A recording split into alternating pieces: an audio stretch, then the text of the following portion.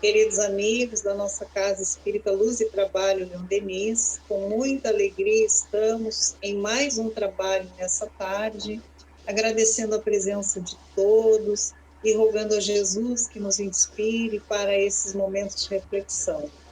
Hoje nós trazemos à nossa casa o nosso querido amigo José Silva, que já é um trabalhador da casa, podemos dizer assim, né, Silva? Isso. E que vai nos falar hoje um tema muito importante para esses momentos que nós estamos vivendo, que é do capítulo 5 do Evangelho, a desgraça real.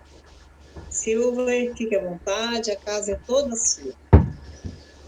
Então, primeiramente, boa tarde a todos e a todas, também aos internautas que estão conectados no momento e também posteriormente.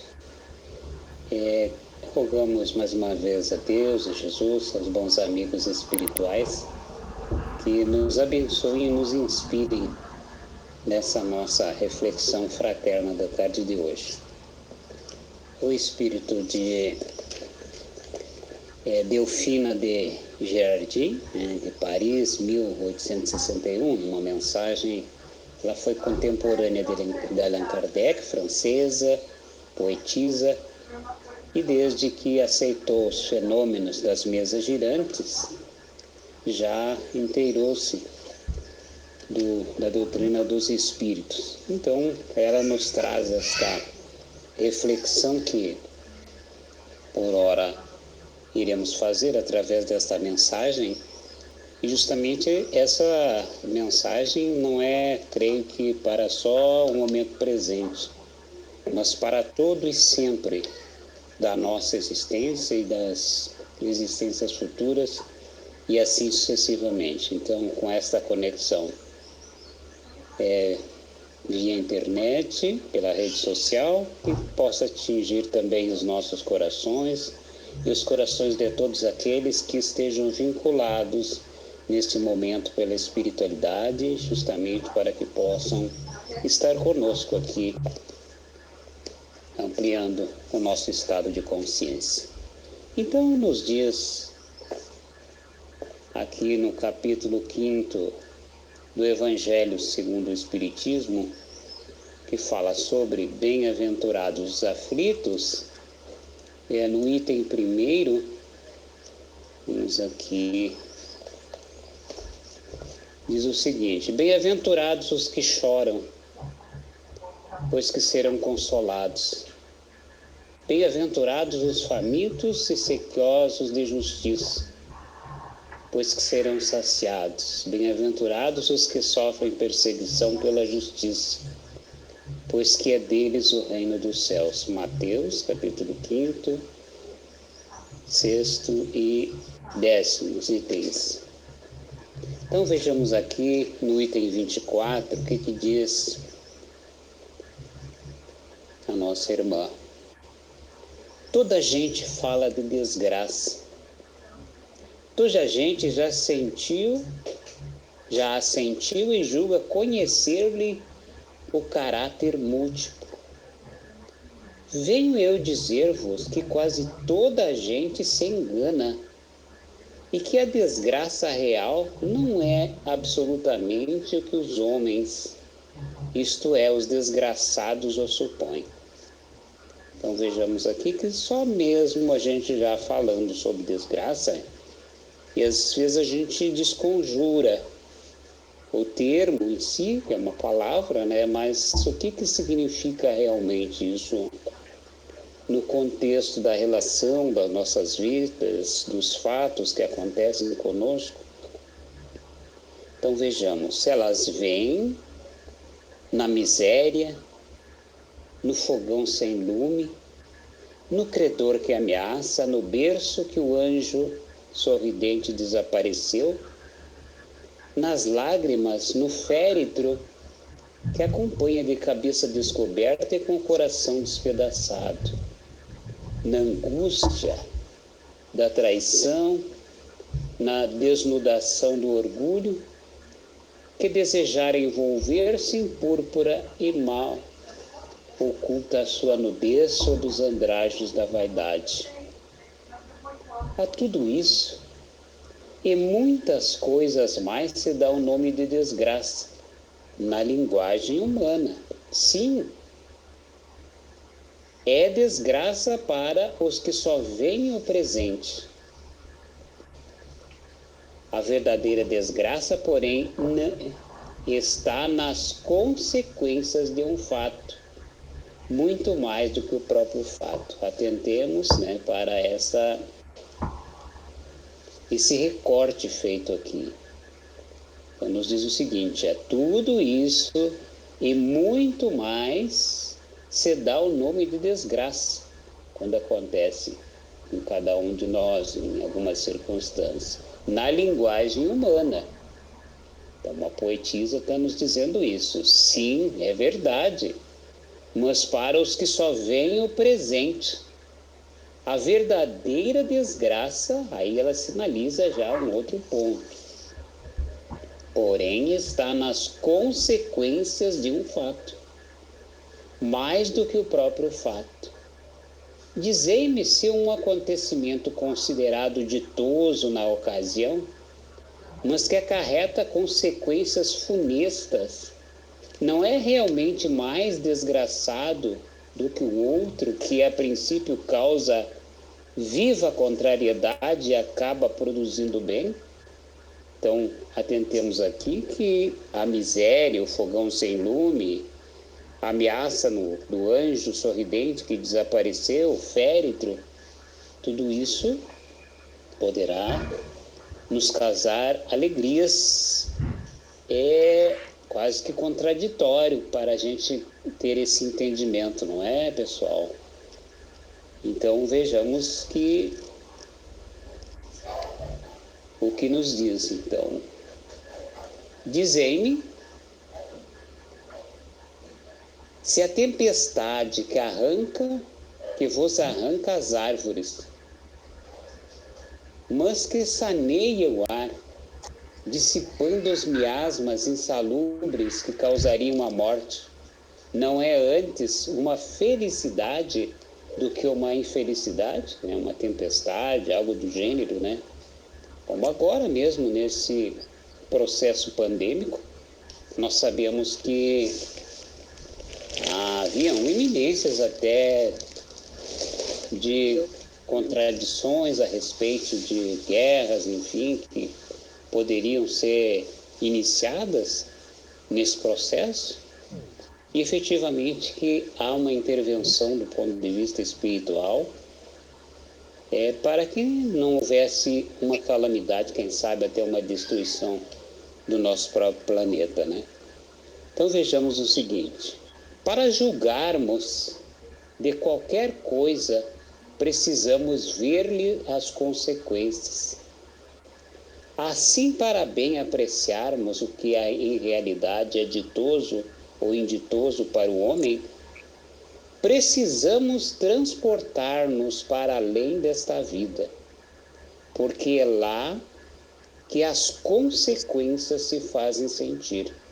Então, tudo aquilo que aparentemente sobre a nossa ótica, um tanto quanto tímida, de relação daquilo que nós vivenciamos em determinados momentos que a gente está numa convivência, aqui, acolá, com grupos, enfim, aparentemente nós nos sentimos felizes, porém dependendo, né? Aí eu coloco aqui, até pela própria reflexão que fiz, que eu creio que uma reunião que ela seja salutar, produtiva, instrutiva e construtiva nas nossas vidas, consequentemente, sim, nós já poderemos sentir um mérito dessa relação. Mas ao contrário disso, né, como tantas questões que muitas vezes nós nos reunimos, e às vezes nos reunimos até mesmo por determinadas tendências, de viciações, enfim,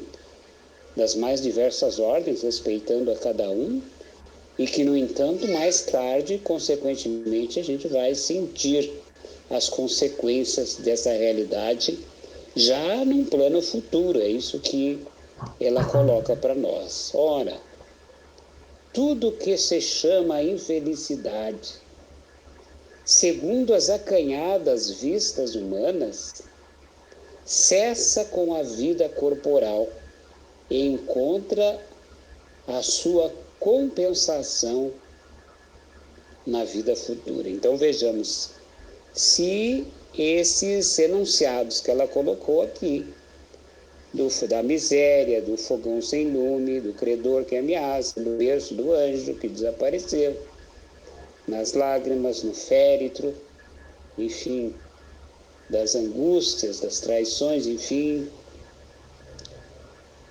da desnudação do orgulho, muitas vezes, numa vida futura, e aí a gente tem o exemplo de Jesus, né, nosso guia e modelo, que não tinha nenhum problema da ordem, da relação tal qual nós, como espíritos ainda imperfeitos, caminhantes e errantes, carregamos ainda no nosso inconsciente de vidas precedentes, e que a gente sabe que essas situações, elas acontecem como se a gente, na hora que nós temos que dar o nosso testemunho do amor, do perdão, da indulgência, às vezes a gente se coloca num estado defensivo diante das situações. Então, fazendo uma alusão a respeito de uma água serena de um lago, quando nós jogamos uma pedra, o que acontece? Reverberam as ondas e, consequentemente, chamando-nos a atenção, né? Falando numa linguagem alegórica, que nessas nossas caminhadas como viandantes, nos papéis que nós desempenhamos, consequentemente, de acordo com a nossa condição, do ponto de vista moral, as condições culturais, né, de um povo, diante de determinadas situações, nós incorremos efetivamente em prejuízo das outras criaturas. Em contrapartida, sabemos que não há injustiçados. Né? Existem injustiças, sim, mas não há injustiçados, né? Que num momento ou outro a gente vai ter que saldar os nossos débitos. E aí vejamos, não que Deus seja um cobrador.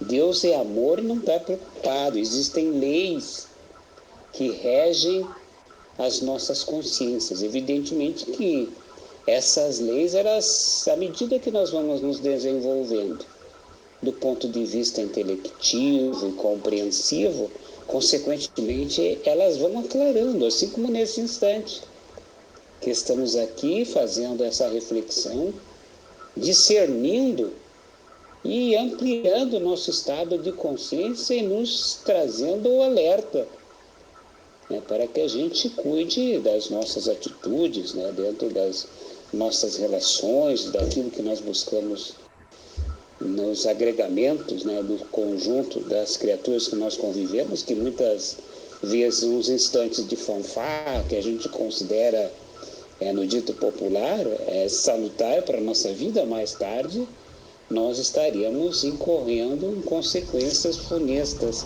para as nossas vidas. E aqui ela ainda continua a nossa lição, dizendo o seguinte: vou revelar-vos a infelicidade sob uma nova forma, sob uma forma bela e florida, que acolheis e desejais com todas as veras de vossas almas iludidas. A infelicidade é a alegria, é o prazer, é o tumulto, é a vã agitação, é a satisfação louca da vaidade, que fazem calar a consciência, que comprimem a ação do pensamento, que atordoam o homem em relação ao seu futuro. Quer dizer, quando a gente está vivendo no momento presente, como agora, a gente sabe que está sendo liberado dentro desse processo da pandemia, e que, consequentemente, muitas pessoas ainda, sob sua ótica, querem voltar àquilo que estavam vivenciando em condições anteriores de vida, né? Completamente fora de um contexto de agregamento salutar, né? Para viverem de acordo com os seus desejos, com as suas concepções, enfim. Então, tudo isso é um estado de alerta para nós, nesse sentido, que voltemos efetivamente, né, assim como tem inúmeros traumas que foram causados, né, de acordo com o entendimento de cada um de nós, né, diante das circunstâncias que foram acometidos. Ao mesmo tempo, tem outras pessoas que, para eles, simplesmente foram tolhidos, né, de continuarem nos seus estados de vivência respeitáveis, com o grau de elevação e, consequentemente. Então, em verdade, é isso que ela está falando para nós aqui, né, sobre a boa satisfação, uma alegria. A infelicidade é alegria, mas quando essa infelicidade, pela nossa percepção, de uma ótica, do entendimento um tanto quanto restrito de compreensão, o próprio prazer, o tumulto, né, que às vezes a gente acaba incorrendo nessas consequências. Esperai, vós que chorais, tremei, vós que rides, pois que o vosso corpo está satisfeito. A Deus não se engana. Não se foge ao destino e às provações credoras, mais impiedosas do que a matilha que a miséria desencadeia. Vos espreitam o repouso ilusório para vos imergir de súbito na agonia da verdadeira infelicidade, daquele que surpreende a alma amolentada pela indiferença e pelo egoísmo. Eis aqui uma das chagas, doenças, né, que ainda carregamos conosco, o orgulho e o egoísmo, onde é fonte de todas as viciações e todos os problemas da ordem que possam ser encontrados nos seres humanos. Que, pois, o Espiritismo vos esclareça e recoloque para vós, sobre verdadeiros prismas, a verdade e o erro, tão singularmente deformados pela vossa cegueira.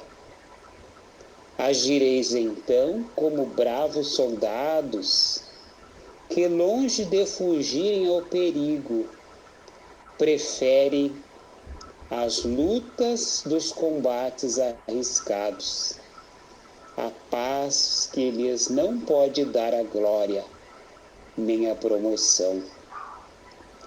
Que importa o soldado perder na refrega as armas e a bagagens e uniforme, desde que saia vencedor e com glória?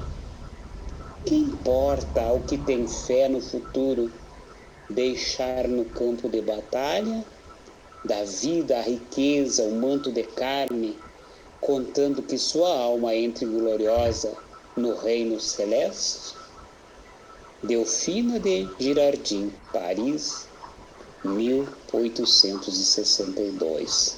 Então, a nossa irmã e contemporânea de Kardec, poetisa, nos traz essa profunda reflexão, desconstruindo a ideia de felicidade que, em muitos momentos das nossas encarnações, com certeza, pela cegueira, como ela coloca aqui, pela grande ilusão que temos, que, consequentemente, com essa perspectiva que deveremos ter da fé raciocinada, da fé no futuro, da imortalidade, ela nos coloca a desgraça sobre um outro ponto de vista. Quer dizer, muito mais na consequência dos fatos do que propriamente o fato em si, que muitas vezes nós consideramos uma alegria, mas que, consequentemente, logo ali adiante, né, na continuidade da nossa existência, na verdadeira pátria, no mundo dos espíritos, a gente vai estar sentindo as agruras dos desregramentos que, consequentemente, muitas vezes, nós nos jogamos, fruto do egoísmo, da vaidade, do orgulho. Então, que sejamos cautelosos e bendito seja esses instantes, nesse laboratório, nessa escola de almas que é o Leon Denis, como tantos outros locais. Bendito seja essa doutrina do Consolador prometido, que através do Evangelho de Jesus vem iluminar com essa candeia as nossas consciências. Jesus mesmo sabia que ia ser traído e ainda quando crucificado, orou ao Pai dizendo: Pai, perdoai, porque eles não sabem o que fazem. Então aí a gente serve de parâmetro do nosso guia e modelo que passou por quase todas essas agruras com muito mais intensidade, pelo estado de consciência translocado que talvez até muitos de nós estivéssemos bradando contra o Divino Mestre Jesus. E mesmo assim ele amou a todos indistintamente, em todos os momentos, e recolheu-se.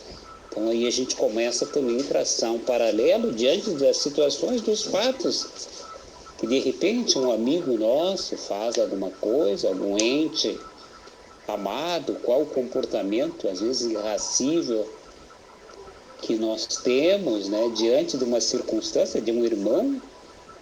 Então, quão longe ainda estamos de nos aproximar desse amor verdadeiro que Jesus trouxe até nós.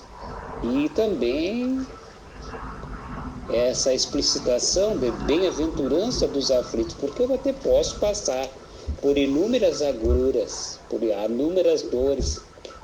Agora, se eu malsinar a dor, as limitações, os sofrimentos que, como diz no Evangelho segundo o Espiritismo, o homem se pune por si mesmo e nós pagamos o juro. A misericórdia de Deus é infinita para com todos. E, no entanto, às vezes existem inúmeras revoltas diante dos fatos e das circunstâncias que às vezes nós estamos colhendo juro e certamente haveremos de colher ainda, né, fruto enquanto a gente não se reaproximar das leis que nos regem, que estão grafadas na nossa consciência, um tanto quanto nubladas ainda, fruto do nosso egoísmo, da vaidade, da ignorância. Mas o Mestre disse que nenhuma das suas ovelhas haverão de ficar perdidas. Então, portanto, o seu amor é incomensurável, assim como o do Criador, que não vemos aqui um Deus punitivo, que não é um castigo. A semeadura é livre, mas a colheita, consequentemente, é obrigatória. E que através da prática do bem, do amor ao próximo, a gente atenua as nossas faltas, enfim, e vamos retornando com novos hábitos, também buscando virtudes que serão essenciais para o nosso voo espiritual, porque todos indistintamente caminhamos para a frente e para o alto, caminhando para a luz, caminhando para Deus e caminhando para a nossa elevação. Eu deixo aberto aqui, né? Então, na hora do testemunho, não nos esqueçamos, né, que tudo passa. Maria de Nazaré, que sua legião de espíritos benfeitores estejam nos amparando, que o nosso anjo guardião, e que a gente não se perca no caminho pelas escolhas não satisfatórias. É claro que a gente pode rever o nosso plano reencarnatório, enfim, a gente vai caminhando, mas que a gente consiga cada vez mais se reaproximar das leis que regem e estão na nossa consciência. Então, eu deixo aberto aí se alguém quiser fazer alguma intervenção aí, para fazer alguma colocação. Creio que não há nenhuma objeção, né, por parte daqueles que conduzem a reunião. Pode, coordenador aí, que alguém quiser fazer alguma colocação diante das circunstâncias daquilo que foi falado aqui, acrescentar, se chegou alguma novidade, que parece que vem horas que a gente nunca leu, que não entendeu as mensagens, enfim, né? Tudo é muito novo ainda para a gente, né?